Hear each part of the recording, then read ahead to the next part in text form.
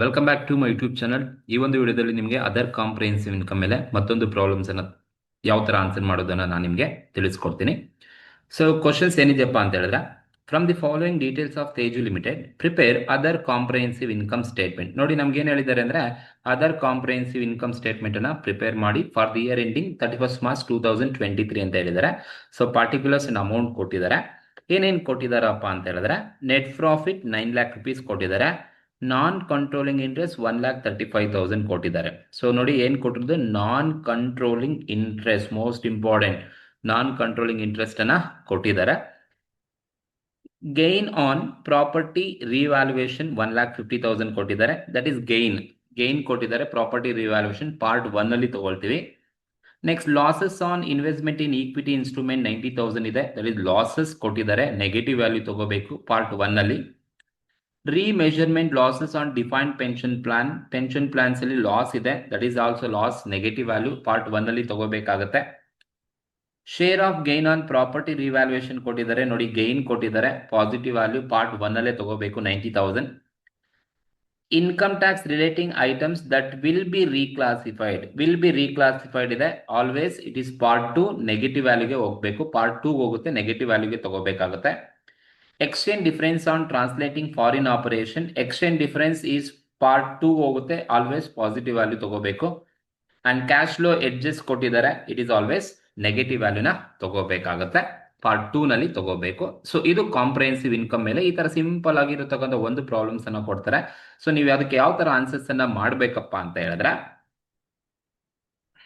Other comprehensive income ಅನ್ನ ಮಾಡ್ತಾ ಇದ್ದಾರೆ ಅಂದ್ರೆ ನೀವು ಈ ತರ ಕಾಲಮ್ ಹಾಕೊಳ್ಳಿ. Particulars amount, inner column, outer column amount ಹಾಕೊಳ್ಳಿ. ನೋಡಿ, ಫಸ್ಟ್ ನೀವು ತಗೋಬೇಕಾದ್ರೆ ಯಾವಾಗಲೂ ಕೂಡ ಕ್ವಶನ್ಸ್ ಅಲ್ಲಿ ನೆಟ್ ಪ್ರಾಫಿಟ್ ಕೊಟ್ಟಿರ್ತಾರೆ, ನೋಡ್ಕೊಳ್ಳಿ. ಪ್ರಾಫಿಟ್ ಕೊಟ್ಟಿರ್ತಾರೆ.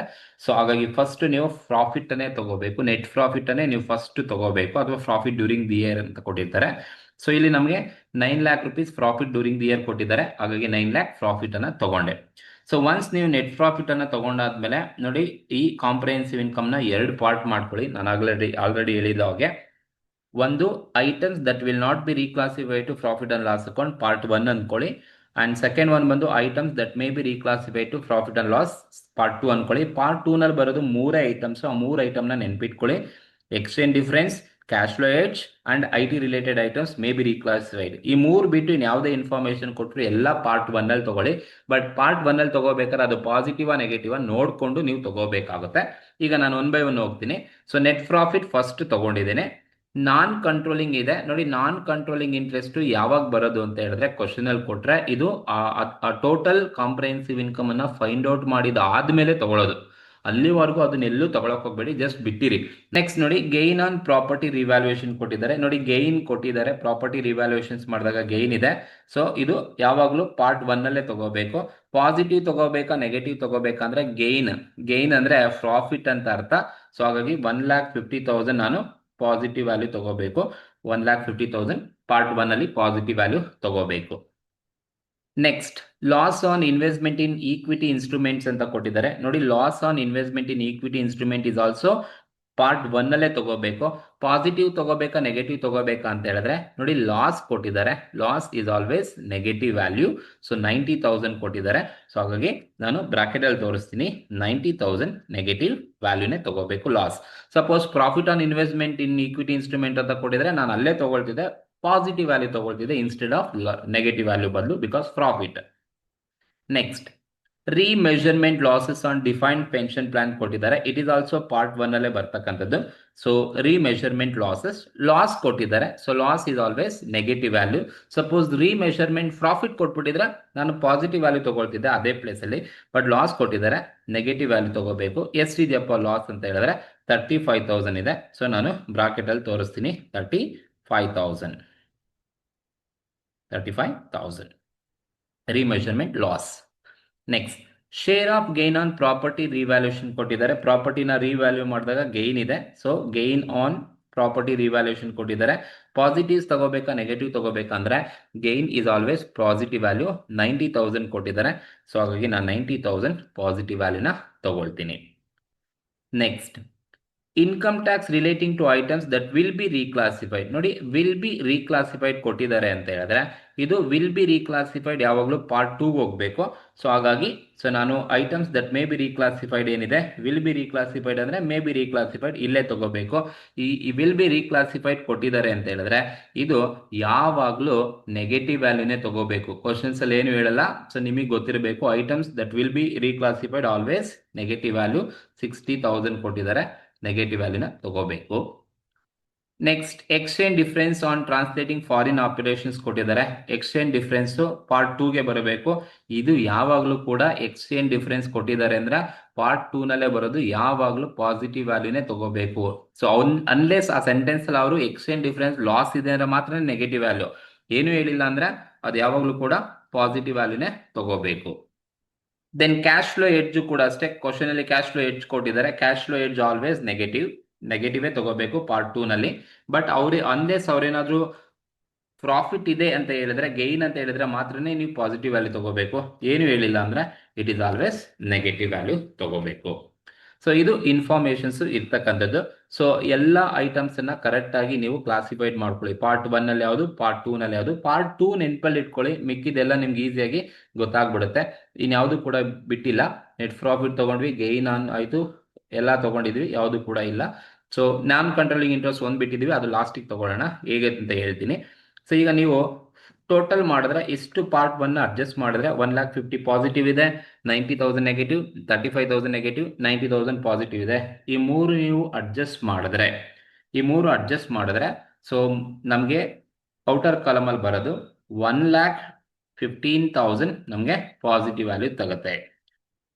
ನಮಗೆ ಪಾಸಿಟಿವ್ ವ್ಯಾಲ್ಯೂ 1,15,000 ಸಿಗುತ್ತೆ. ಅಡ್ಜಸ್ಟ್ ಮಾಡಬೇಕು, ಮೂರು ಪಾಸಿಟಿವ್ ಬರ್ಬೋದು, ನೆಗೆಟಿವ್ ಬರೋದು. ಅಡ್ಜಸ್ಟ್ ಮಾಡಿದಾಗ ನಿಮ್ಗೆ ಏನು ವ್ಯಾಲ್ಯೂ ಬರುತ್ತೆ ಅದನ್ನ ನೀವು ಔಟರ್ ಕಾಲಮ್ ಅಲ್ಲಿ ತಗೊಳ್ಳಿ. ಸೊ ನನಗೆ 1,15,000 ಪಾಸಿಟಿವ್ ವ್ಯಾಲ್ಯೂ ಸಿಗುತ್ತೆ. ನೆಕ್ಸ್ಟ್ ಅದೇ ತರ ಪಾರ್ಟ್ 2 ನ ಟೋಟಲ್ ಮಾಡ್ಕೊಳ್ಳಿ. ಅಡ್ಜಸ್ಟ್ ಮಾಡಿದ್ರೆ ನಿಮಗೆ ಸೊ 2,00,000 rupees ನಿಮ್ಗೆ ಏನ್ ಸಿಗುತ್ತಪ್ಪ ಅಂತ ಹೇಳಿದ್ರೆ 2,40,000 ಪಾಸಿಟಿವ್ ಇದೆ, 60 ನೆಗೆಟಿವ್ ಇದೆ. ಕ್ಯಾಶ್ ಫ್ಲೋ ಎಡ್ಜ್ ಕೂಡ ಆಲ್ವೇಸ್ ಇದು negative value. Cash flow edge negative value. So ಇಷ್ಟು ನೀವು ಅಡ್ಜಸ್ಟ್ ಮಾಡಿದ್ರೆ ಸೊ ನಿಮ್ಗೆ ಎಷ್ಟು ಸಿಗುತ್ತಪ್ಪ ಅಂತ ಹೇಳಿದ್ರೆ ಔಟರ್ ಕಾಲಮ್ ಅಲ್ಲಿ 1,60,000 ಅಡ್ಜಸ್ಟ್ ಮಾಡಿದಾಗ ನಿಮ್ಗೆ ಪಾಸಿಟಿವ್ ವ್ಯಾಲ್ಯೂ ಸಿಗುತ್ತೆ. ನೀವು ಅಡ್ಜಸ್ಟ್ ಮಾಡಿದಾಗ ಪಾಸಿಟಿವ್ ಆರ್ ನೆಗೆಟಿವ್ ಏನ್ ಬರುತ್ತೆ ಅದನ್ನ ಔಟರ್ ಕಾಲಮ್ ಅಲ್ಲಿ ಹಾಕೊಳ್ಳಿ. ಸೊ ಔಟರ್ ಕಾಲಮ್ ಅಲ್ಲಿ ನೀವು ಫೈನಲ್ ಆಗಿ ಟೋಟಲ್ ಮಾಡಬೇಕು. ಟೋಟಲ್ ಮಾಡ್ಬೇಕಾದ್ರೆ ನೋಡಿ, ಇಲ್ಲಿ 3 ಪಾಸಿಟಿವ್ ಇದೆ. ಸೊ ಹಾಗಾಗಿ 3 ಪಾಸಿಟಿವ್ ಇರೋದ್ರಿಂದ ನೋಡಿ, 3 ಪಾಸಿಟಿವ್ ವ್ಯಾಲ್ಯೂ ಇದೆ. 90,000, 1,15,000, 1,60,000 3 ಪಾಸಿಟಿವ್ ವ್ಯಾಲ್ಯೂ ಇರೋದ್ರಿಂದ ನಾನು 3 ಟೋಟಲ್ ಮಾಡ್ತೀನಿ. ಸಪೋಸ್ ಯಾವ್ದಾದ್ರು ಒಂದು ಪಾಸಿಟಿವ್ ಇದ್ದು ಒಂದು ನೆಗೆಟಿವ್ ಇದೆ ಅಂದ್ರೆ ನಾನು ಅಡ್ಜಸ್ಟ್ ಮಾಡಬೇಕು. ಈಗ ನನ್ನ ಹತ್ರ 3 ಪಾಸಿಟಿವ್ ಇದೆ. ಸೊ ಫೈನಲ್ ಆಗಿ ನಾನು ಲಾಸ್ಟ್ ಕಾಲಮ್ ನ ಟೋಟಲ್ ಮಾಡಿದ್ರೆ ನಮ್ಗೆ ಎಷ್ಟು ಬರುತ್ತಪ್ಪ ಅಂತ ಹೇಳಿದ್ರೆ 11,75,000 ನನಗೆ ಟೋಟಲ್ ಕಾಂಪ್ರಿಹೆನ್ಸಿವ್ ಇನ್ಕಮ್ ಸಿಗುತ್ತೆ. ಇದು ಕಾಂಪ್ರಿಹೆನ್ಸಿವ್ ಇನ್ಕಮ್ ಅನ್ನ ಮಾಡ್ತಕ್ಕಂಥ ರೀತಿ. ನೀವು ಈ ಕಾಂಪ್ರಿಹೆನ್ಸಿವ್ ಇನ್ಕಮ್ ಅನ್ನ ಮಾಡಿದಾದ್ಮೇಲೆ ನೀವು ಏನ್ ಮಾಡ್ಬೋದು ಅಂತ ಹೇಳಿದ್ರೆ, ಇದು ಯಾವತ್ತು ನೀವೇನ್ ಮಾಡ್ಬೇಕಪ್ಪ ಅಂತ ಹೇಳಿದ್ರೆ ಈ ಅದರ್ ಕಾಂಪ್ರಿಹೆನ್ಸಿವ್ ಇನ್ನ ಇಬ್ಬರಿಗೆ ನೀವು ಡಿಸ್ಟ್ರಿಬ್ಯೂಟ್ ಮಾಡಬೇಕು. ಒಂದು ಓನರ್ಸ್ಗೆ ಕೊಡಬೇಕು, that is owners of the parent. Owners of the parent. ಇನ್ನೊಂದು non controlling interest. Owners of the parent, ಇನ್ನೊಂದು ನಾನ್ ಕಂಟ್ರೋಲಿಂಗ್ ಇಂಟ್ರೆಸ್ಟ್ ಅಂತ ಕರಿತೀವಿ. So owners of the parent ನ ನಾವು ಕಂಟ್ರೋಲಿಂಗ್ ಇಂಟ್ರೆಸ್ಟ್ ಅಂತ ಕರಿತೀವಿ. ಸೊ ಒಂದು ಕಂಟ್ರೋಲಿಂಗ್ ಇಂಟ್ರೆಸ್ಟ್, ಇನ್ನೊಂದು ನಾನ್ ಕಂಟ್ರೋಲಿಂಗ್ ಇಂಟ್ರೆಸ್ಟ್ ಅಂತ ಕರಿತೀವಿ. ಸೊ ಇದು ಯಾವಾಗ ನೀವು ಈ ತರ ಮಾಡಬೇಕು ಅಂದ್ರೆ ಕ್ವಶನ್ಸ್ ಅಲ್ಲಿ ಕಂಟ್ರೋಲಿಂಗ್ ಇಂಟ್ರೆಸ್ಟ್ ಅಥವಾ ನಾನ್ ಕಂಟ್ರೋಲಿಂಗ್ ಇಂಟ್ರೆಸ್ಟ್ ಕ್ವಶನ್ ಅಲ್ಲಿ ಕೊಟ್ರೆ ನೀವು ಇಷ್ಟು ಮಾಡಬೇಕು. ಅಂದ್ರೆ ಏನಪ್ಪಾ ಅಂದ್ರೆ ನಿಮ್ಮ ಹತ್ರ 11,75,000 ಟೋಟಲ್ ಇನ್ಕಮ್ ಇದೆ. ಈ 11,75,000 ನ ಇವರಿಬ್ಬರಿಗೂ ಹಂಚಬೇಕು ಅಂದ್ರೆ ನಿನ್ಗೆ ಕ್ವಶನ್ ಅಲ್ಲಿ ಒಬ್ರದ್ ಬಗ್ಗೆ ಕೊಟ್ಟಿರಬೇಕು. ಸೊ ಈ ಕ್ವಶನ್ಸ್ ಅಲ್ಲಿ ನನ್ಗೆ ಒಬ್ರದ್ ಕೊಟ್ಟಿದ್ದಾರೆ. ಯಾರ್ದು ಕೊಟ್ಟಿದ್ದಾರಪ್ಪ ಅಂದ್ರೆ ನೋಡಿ, ನಾನ್ ಕಂಟ್ರೋಲಿಂಗ್ ಇಂಟ್ರೆಸ್ಟ್ 1,35,000 ಹೋಗುತ್ತೆ ಅಂತ ಹೇಳಿದ್ದಾರೆ. ನಾನ್ ಕಂಟ್ರೋಲಿಂಗ್ ಇಂಟ್ರೆಸ್ಟ್ ಬಂದು 1,35,000 ಹೋಗುತ್ತೆ ಅಂತ ಹೇಳಿದ್ದಾರೆ.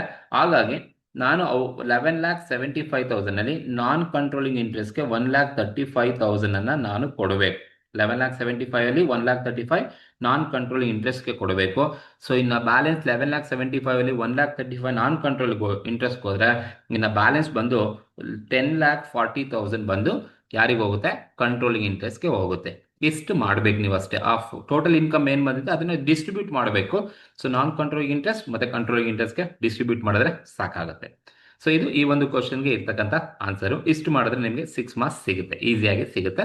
ಕರೆಕ್ಟಾಗಿ ನೋಡ್ಕೊಳ್ಳಿ, ಇದೇ ಥರನೇ ಇರುತ್ತೆ ಫಾರ್ಮ್ಯಾಟ್ ಪ್ರಕಾರ, ಇಷ್ಟೇ ಐಟಮ್ಸ್ ಬರ್ತಕ್ಕಂಥದ್ದು. ಸೊ ಈ ಪಾರ್ಟ್ 2 ಗೊತ್ತಿರಲಿ ಏನೇನಿದೆ ಅಂತ. ಇದನ್ನ ಬಿಟ್ಟು ಇನ್ನು ಯಾವುದೇ ಕೊಟ್ಟರು ಎಲ್ಲ ಪಾರ್ಟ್ 1 ಬರೋದು. ಪಾಸಿಟಿವ್ ನೆಗೆಟಿವ್ ಸೆಂಟೆನ್ಸ್ ನೋಡ್ಕೊಂಡು ನೀವು ತಗೊಳ್ಳಿ. ಓಕೆ, ಸೊ ಈ ಒಂದು ವಿಡಿಯೋ ಇಷ್ಟ ಆಗಿದ್ರೆ ದಯವಿಟ್ಟು ಸಬ್ಸ್ಕ್ರೈಬ್ ಮಾಡಿ, ಶೇರ್ ಮಾಡಿ. Thank you.